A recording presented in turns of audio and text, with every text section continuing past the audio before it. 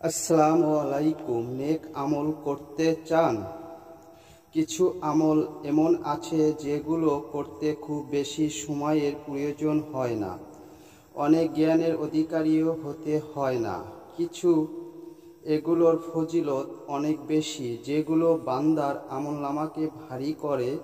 যেমন রাসূল সাল্লাল্লাহু আলাইহি ওয়াসাল্লাম বলেছেন, যে লোক আমলের আগে একবার বলে সুবহানাল্লাহিল আজিম।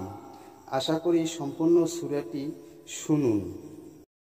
আসসালামু আলাইকুম। নেক আমল করতে চান? কিছু আমল এমন আছে যেগুলো করতে খুব বেশি সময়ের প্রয়োজন হয় না, অনেক জ্ঞানের অধিকারীও হতে হয় না। কিছু এগুলোর ফজিলত অনেক বেশি, যেগুলো বান্দার আমলনামাকে ভারী করে।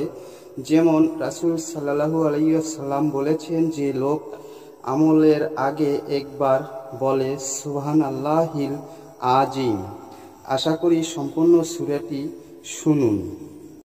আউযু বিল্লাহি মিনাশ শাইতানির রাজীম।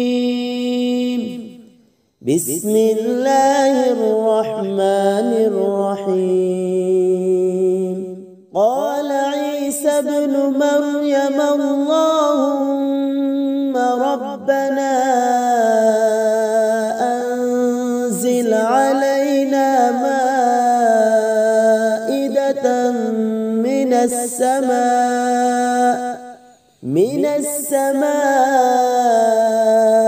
تكون لنا عيدا لأولنا وآخرنا وآية منك وارزقنا وأنت خير الرازقين